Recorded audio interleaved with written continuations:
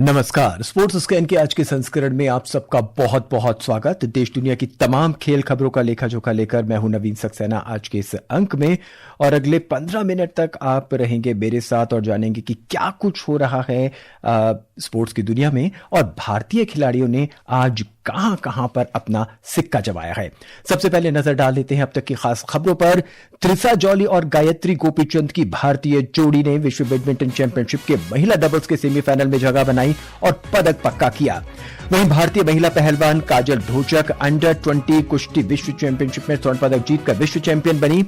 विश्व cup hockey में आज रात भारतीय महिला टीम का मुकाबला नीदरलैंड से, और 2 बार की ओलंपिक पदक विजेता भाला फेंक खिलाड़ी नीरज चोपड़ा आज स्विट्जरलैंड में लॉजेन डायमंड लीग में अपनी चुनौती पेश करेंगे।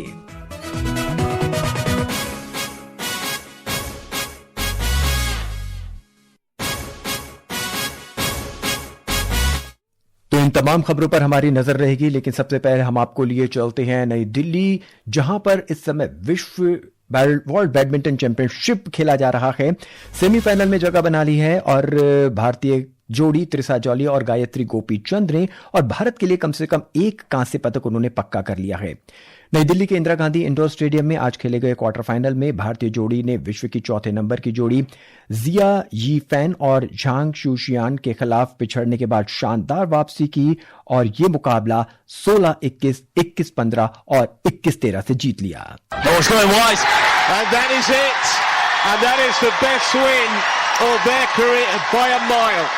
A fantastic performance from the two Indians and hugely appreciated by a gloriously partisan crowd. Teresa Jolly in tears as she hugs Pullela Gopichand and father and daughter embrace. Oh, they've guaranteed themselves a medal. They've knocked out one of the top pairs in the event, and they have given the home crowd something to really enjoy. हम अपने सुनने वालों को बता दें कि इससे पहले 2011 में ज्वाला गुट्टा और अश्विनी पोनप्पा ने ब्रॉन्ज मेडल जीता था। आइए अब सीधा जुड़ते हैं अपने संवाददाता भानु प्रताप सिंह थे और जानते हैं उनसे और क्या कुछ रहा आज। भानु को हम से पहले कि हम लाइन पे लें, हम आपको और बताते हैं कि 70 मिनट तक चले मुकाबले के बाद त्रिसा और गायत्री ने जिया और झांग को पहली बार हराने पर कहा कि उनका ये सफर अभी रुकने वाला नहीं है। इसके अलावा आज एक और बैडमिंटन के कोर्ट से एक अच्छी खबर हम उम्मीद कर रहे थे, लेकिन वो अच्छी खबर नहीं है जब सात्विक साईराज रंकीरेड्डी और चिराग शेट्टी की जोड़ी पुरुष डबल्स के क्वार्टर फाइनल में तीसरी वरीयता प्राप्त चीन के लियांग वेई किंग और वांग चोंग की जोड़ी से सीधे गेम में हार गई। अपने संवाददाता के पास चलते हैं, भानु के पास, और जानते हैं कि आज क्या कुछ रहा स्टेडियम के अंदर। भानु, भारतीय जोड़ी ने इस जीत के साथ पदक तो पक्का कर लिया है, लेकिन अब फाइनल में उन्हें कड़े मुकाबले का सामना करना पड़ेगा। आज के मैच को देखते हुए क्या संभावनाएं लगती हैं? जी, आज के मैच को देख के संभावनाएं बहुत ज्यादा लगती हैं। जैसा आज त्रिसा और गायत्री गोपीचंद ने खेला, उनका गेम पर बहुत ही अच्छा नियंत्रण रहा। उन्होंने बहुत ही आक्रामक अंदाज से अपना गेम खेला और बहुत ही आत्मसंयम अपना बरकरार रखा गेम के दौरान। तो कल के मैच के लिए वो बहुत ही अच्छा रहेगा। कल वे पहली वरीयता प्राप्त ली शेंगशु और टांग निन से सामना करेंगी। तो जैसा कि आज उन्होंने एक चाइनीज पेयर को हराया है, तो कल भी वह एक चाइनीज पेयर के खिलाफ खेलने वाली है। तो आज उनका जो कॉन्फिडेंस होगा वो बहुत बरकरार रहेगा कल के मैच के लिए। भानु, पहले गेम में देखने पर ऐसा लगता था कि जैसे कि भारतीय जोड़ी में थोड़ा विश्वास कम है, आपसी समझदारी भी थोड़ी सी कम लग रही थी, क्योंकि शुरू में वो लगभग 4-0 से पीछे थी पहले गेम में। हालांकि पहला गेम उन्होंने हार गई, दूसरे गेम में भी वो पीछे थी, लेकिन उसके बाद उन्होंने कम बैक किया। आखिर के दोनों गेम से भारतीय जोड़ी के प्रदर्शन पर आपकी क्या राय है? जी, उन्होंने बहुत ही आक्रामक अंदाज, जैसा कि मैंने बताया, दिखाया। उन्होंने एक अच्छी पॉजिटिव अप्रोच ली अपने गेम की तरफ। उन्होंने हार नहीं मानी एंड तक। गौर की बात है कि झांग शुशियान और जिया यीफान की जो जोड़ी थी, उसमें जिया यीफान 2 बार ओलंपिक पदक विजेता रह चुकी हैं। 2020 के ओलंपिक्स में उन्होंने रजत पदक जीता था, वही उन्होंने 2024 के पेरिस ओलंपिक्स में उन्होंने स्वर्ण पदक जीता था। तो उनके खिलाफ खेलना कोई बहुत ही आसान बात नहीं थी, लेकिन तब भी उन्होंने अपना आत्मसंयम बरकरार रखा और बहुत ही अच्छे से उस गेम को खेला। जब वो पहला गेम हार गई थी तब थोड़ा सा कोऑर्डिनेशन की कमी जरूर दिखाई दी, लेकिन उन्होंने दूसरे गेम से अपना कोऑर्डिनेशन अच्छा रखा। जहां त्रिसा जॉली ने अटैक मोड अपनाया था, गायत्री गोपीचंद ने नेट संभाला और ओवरऑल उनका नियंत्रण बहुत अच्छा रहा पूरे गेम के दौरान। भानु, स्टेडियम में भारत की इस जीत पर दर्शकों का उत्साह कैसा था? दर्शकों का उत्साह देखते ही बनता था। बहुत ही अच्छा उन्होंने सपोर्ट किया अपने प्लेयर्स को। दिन पर दिन जैसा कि हम देखते जा रहे थे कि प्लेयर्स की जैसे तादाद जो भारतीय प्लेयर्स की तादाद कम हो रही थी अलग अलग डिसिप्लिन में, लेकिन जितने प्लेयर्स आगे बढ़ रहे थे उसके हिसाब से बहुत ही क्राउड जो था सपोर्ट में आया था। आज दोनों मैचेस के लिए क्राउड का सपोर्ट बहुत ही अच्छा रहा और जैसा कि मैंने बताया गायत्री गोपीचंद और रीसा जॉली के मैच में भी उनका सपोर्ट बरकरार रहा। लेकिन इस बीच भानु, एक अच्छी खबर नहीं आई जब सात्विक साईराज रंकीरेड्डी और चिराग शेट्टी की जोड़ी पुरुष डबल्स के क्वार्टर फाइनल में हार गई। इस पे क्या राय है? हालांकि वो दोनों ही गेम में बहुत दबाव पे नजर आए और 21-18 और 21-9 से हार गए। जी, उनका पहले जो लियांग वी कैंग और वांग चैंग के खिलाफ उनका पहले से ही अच्छा रिकॉर्ड नहीं था। इस मैच से पहले उनका 9-4 का रिकॉर्ड था। 4 मैचेस ही उन्होंने उनके खिलाफ जीते थे। और आज भी जैसा कि हमने देखा कि जो चाइनीज जोड़ी थी उन्होंने अपना फ्लैट गेम बहुत ही अच्छा रखा। सात्विक साईराज रंकीरेड्डी और चिराग शेट्टी की जोड़ी फ्लैट गेम के खिलाफ थोड़ा सा स्ट्रगल करती है, तो वही गेम उन्होंने उनके खिलाफ खेला और उसी से उन्होंने जीत हासिल करी। और इसके सामने वो सात्विक साईराज रंकीरेड्डी और चिराग शेट्टी की जोड़ी परेशानी में नजर आई। नवीन, धन्यवाद भानु हमसे जुड़ने के लिए और तमाम जानकारी के लिए। धन्यवाद। आइए वापस चलते हैं अब त्रिशा और गायत्री के गेम की तरफ। जिया और झांग को पहली बार हराने पर कहा कि उनका सफर अभी रुकने वाला नहीं है।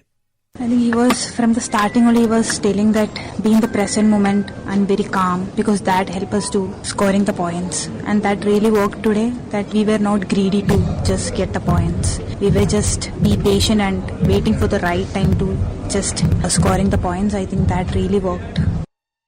वैसे किसी भी खिलाड़ी को तैयार करने और मैच जितवाने के लिए कोच की बहुत महत्वपूर्ण भूमिका होती है और यही रोल हमें आज इस मैच में देखने को मिला जब पुलेला गोपीचंद ने इस रोमांचक मुकाबले में भारतीय जोड़ी को धैर्य रखने का मैसेज दिया और अंत में इस जोड़ी ने रोमांचक मुकाबले के बाद मैच अपने नाम किया।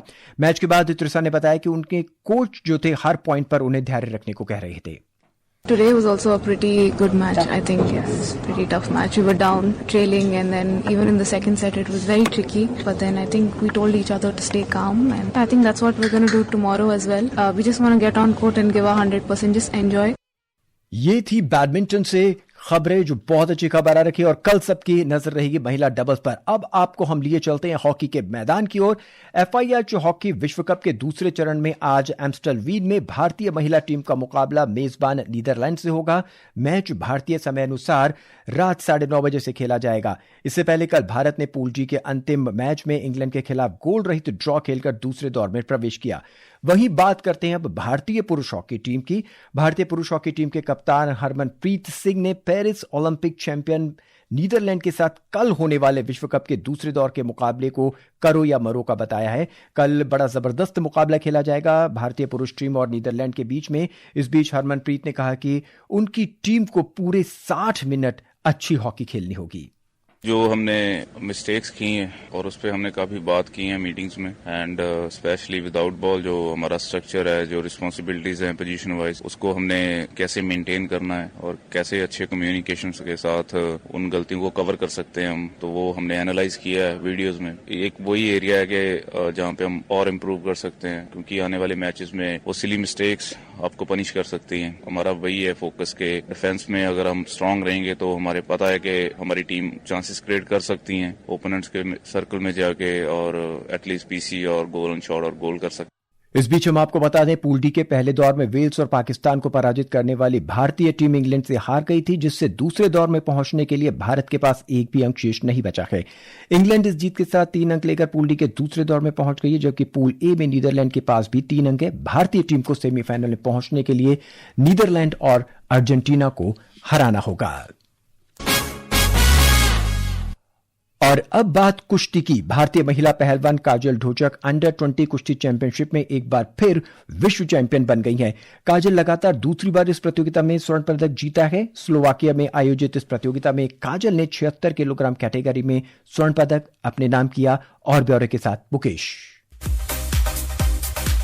काजल की इस ऐतिहासिक जीत ने महिला कुश्ती में एक नया मुकाम हासिल कर लिया है। सिर्फ 18 साल की उम्र में ही उन्होंने 76 किलोग्राम भार वर्ग के मुकाबले में हिस्सा लिया और शानदार खेल का प्रदर्शन करते हुए चीन की जिंगरू सुन को 7-0 से हराकर विश्व खिताब अपने नाम कर लिया। Kajal is going to do it twice. So good, she's won the title again. Kajal of India in this unstoppable 2026 season with another title, her 5th of the year, and this will be the most sweet of all. Final में काजल के लगातार दबाव बनाने के कारण सुन शुरू से ही back foot पर रहीं। काजल ने इससे पहले 2024 में 69 किलोग्राम के वर्ग में अंडर 17 विश्व चैंपियनशिप और 2025 में 72 किलोग्राम में अंडर 20 विश्व चैंपियनशिप का खिताब जीता था। काजल ने 2025 में 72 किलोग्राम में स्वर्ण पदक जीतने के बाद इस वर्ष अपना वेट क्लास बदला और 76 किलोग्राम वर्ग में मुकाबला किया। ये भारतीय रेसलर लगातार दूसरी बार अंडर 20 वर्ल्ड चैंपियन बनी है। वो अपने देश की दूसरी ऐसी रेसलर हैं जिन्होंने इस लेवल पर 2 बार स्वर्ण पदक जीता है। पूरे टूर्नामेंट में काजल ने बिना कोई पॉइंट गंवाए खिताब अपने नाम किया।